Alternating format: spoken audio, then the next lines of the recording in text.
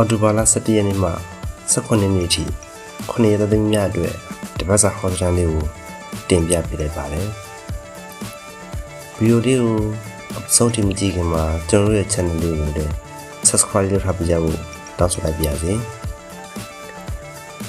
ပထမဦးစွာတရုံလီသမီးများအတွက်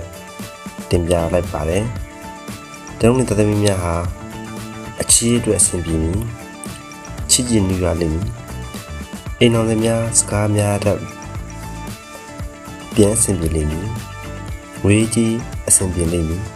သို့တော့သူများသူတစ်ပါးအားဝင်လုံးဝမချိပါနဲ့ဆုံးရှုံးရတတ်သည်စီးပွားရေးလုပ်ငန်းမှာအဆောက်အုံကြိုးစားပါအောင်မြင်မိကာလဖြစ်သည်လုပ်ငန်းခွင်မှာမပြောပိုက်တာမျိုးတွေကြုံနိုင်ပါသည်အလုပ်ပြောင်းနေရပြောင်းကြုံရတတ်ပါသည်အမြင့်မှပြုတ်ကြခြင်းဆိုင်ကယ်လဲခြင်းစိတ်ဖိစီးခြင်းဖြစ်တတ်ပါသည်အကြီးကဲများစေုံတရတဲ့သည်မိသားစုထဲမှတူနာမကျန်ဖြစ်တဲ့သည်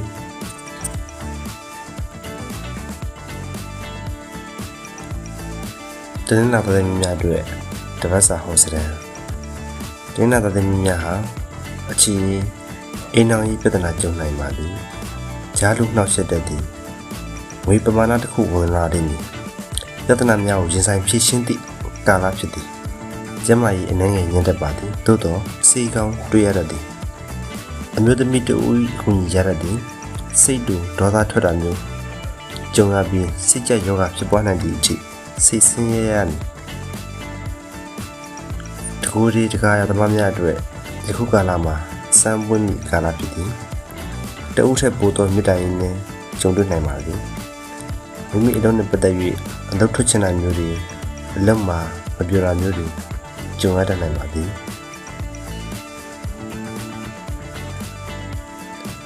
အင်္ဂါသမီးများအတွက်တပတ်စာဟောစတဲ့အင်္ဂါသမီးများဟာလူချစ်လူခင်ပေါ်များမည်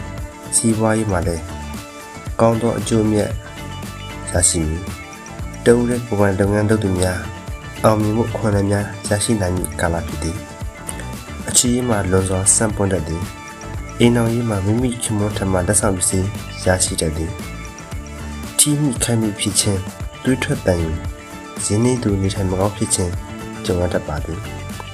ငွေကြီးကံကောင်းပြီငွေကြီးချီးပါကလွန်နဲ့ပြန်ရတတ်ပါသည်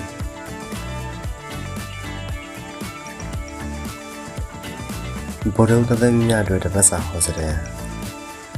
ဘောရုံသသမီးများသည်ယခုကာလအတွင်းချစ်သူရည်သားများကြားလူနှောက်ယှက်တတ်သည်အိမ်တော်သားများစကားများတတ်သည်မိတ်ဆွေအပေါင်းအသင်းကြောင့်စိတ်ညစ်ရတတ်သည်အလုပ်ပြောင်းလို့စိတ်ဒီဖြစ်ပေါ်လာတတ်သည်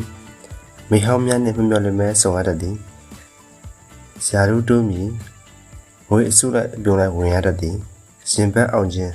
နှလုံးအောင်ခြင်းဖြစ်တတ်သည်အမှုကိစ္စဖြစ်မယ်ဆိုရင်အချိန်ကြာတတ်သည်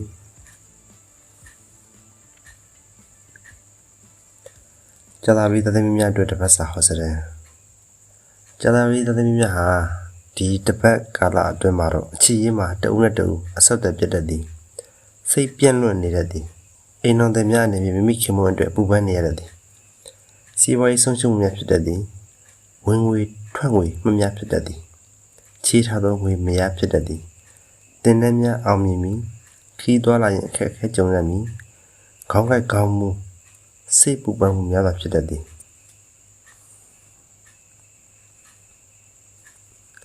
တောက်ကြသမီးများအတွက်တပတ်စာဟောစတဲ့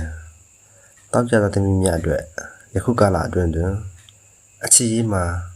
သူတစ်ပါးကြားဝင်ပြီးနှောက်ယှက်ခံရတတ်သည်ခေစကားနှင့်ဆိုသောစနိုက်ကြော်ခြင်းခံရတတ်သည်အိမ်တော်ကြီးမှာတကြကြဖြစ်တတ်သည်တင်တဲ့အောင်မြင်မည်ဝင်ဝင်များတိုးပါမည်အလုံးများအရန်များလာတတ်သည်ရက်နေသောလုပ်ငန်းများပြန်လည်လုပ်ကိုင်ရတတ်သည်မိသူထံမှအထောက်အပံ့ရရှိမည်မဟုတ်တကူတည်းစူးစမ်းရလိမ့်မည်အောင်မြင်လိမ့်မည်ကျမ၏နှပတ်သက်၍အေးမိခြင်းနှာစီးခြင်းဖြစ်တတ်သည်